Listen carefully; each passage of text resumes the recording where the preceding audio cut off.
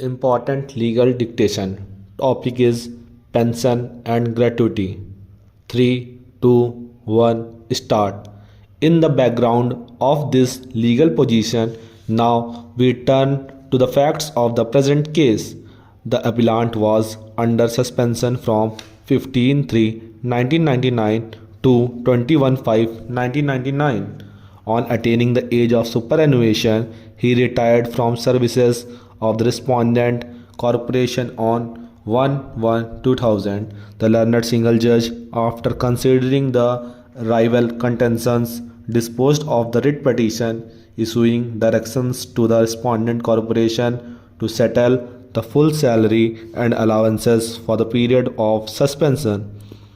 It is clear from what is extracted above from the order of learned single judge that interest on delayed payment of gratuity was denied only on the ground that there was doubt whether the appellant was entitled to gratuity, cash equivalent to leave, etc., in view of divergent opinion of the courts during the pendency of inquiry.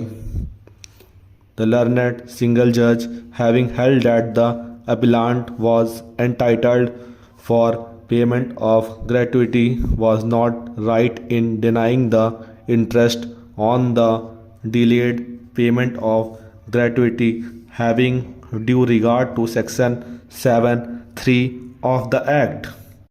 It was not the case of the respondent that the delay in the payment of gratuity was due to the fault of the employee, and that it had obtained permission in writing from the controlling authority for the delayed payment on that ground. Para. As noticed above, there is a clear mandate in the provisions of Section 7 to the employer for payment of gratuity within time and to pay interest on the delayed payment of gratuity. There is also provision to recover the amount of gratuity with compound interest in case amount of gratuity payable was not paid by the employer in terms of Section 8 of the Act. Since the employer did not satisfy the mandatory requirements of the proviso to Section 7(3), no discretion was left to deny the interest to the appellant on belated payment of gratuity. Para. Unfortunately, the division bench of the High Court, having found that the appellant was entitled for interest, declined to interfere with the order of the learned single judge as regards the claim of interest on delayed payment of gratuity only on the ground that the discretion exercised by the learned single judge could not be said to be arbitrary. In the first place, in the light of what is stated above, the learned single judge could not refuse the grant of interest, exercising discretion as against the mandatory provisions contained in Section 7 of the Act.